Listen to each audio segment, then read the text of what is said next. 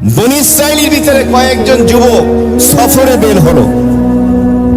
গভীর রাত, প্রচন্ড ঝড়, আকাশে বিদ্যুৎ চমকাচ্ছে। এই বিপদ থেকে বাঁচার জন্য পাহাড়ের গুহায় আত্মগোপন করল। গুহায় প্রবেশ করার পরে ঝড় আর থামে না, কিন্তু সফরে তো বের হতে হবে, কি করবে? তখন এই 7 যুবক একজন আর একজনকে বলতে লাগলো, তুই কপাল পোড়া, বদনসিব, তোর কারণে এই বিপদে পড়ছি, তুই বের হ। তুই যদি বের হও, এই বিদ্যুৎ, এই যে আকাশের বিদ্যুৎ চমকাচ্ছে, তোকে হয়তো পাকড়াও করবে, আমরা বেঁচে যাব। বাক বিতণ্ডার এক পর্যায়ে এক যুবক বের হলো। আকাশে বিদ্যুৎ চমকাচ্ছে, তাকে স্পর্শ করছে না। কিছুক্ষণ পরে সে ঢুকলো, যাক নিরাপদ।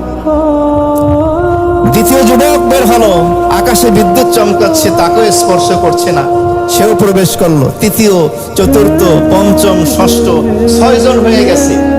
6 জন একজন একজন করে বের হলো গুহা থেকে। বিদ্যুৎ ঠিকই চমকাচ্ছে, কিন্তু কাউকে পাকড়াও করছে না। বাকি রয়েছে কয়জন? একজন। এখন এই 7ম যুবককে ধরছে, তুই আসল হইলে তুই মনহুস, তোর কারণে বিপদে, তুই বের হ। ও বলল, না, আমি বের হব না। এই ছাগলে যেভাবে খামি দেয়, যাবে না। ও বলছে, আমার জীবন গেলে গর্তের ভিতরে যাবে, পাহাড়ের গুহা, আমি বের হব না। যতই টানে কাজ হয় না।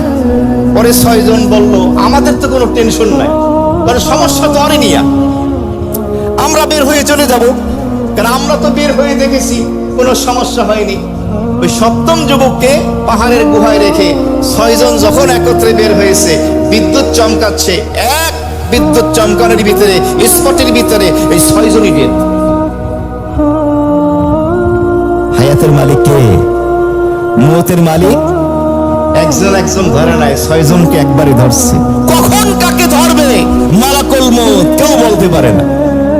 এই জন্যই আশায় না থাকি, মুছে তেল না লাগাই যে আমার কি টেনশন, আমি তো কিশোর, আমি তো কিশোরী, আমি তো যুবক, আমি তো যুবতী, আমার হার্ট তো খুব ভালো আছে, আমার রিপোর্ট তো খুব ভালো, আমি তো ডাক্তারের চেক আপের উপরে আছি, আমি সকাল সন্ধ্যা তো ব্যায়াম করি, আমি তো স্বাস্থ্যকর খাবার খাই, ভিটামিন যুক্ত খাবার খাই।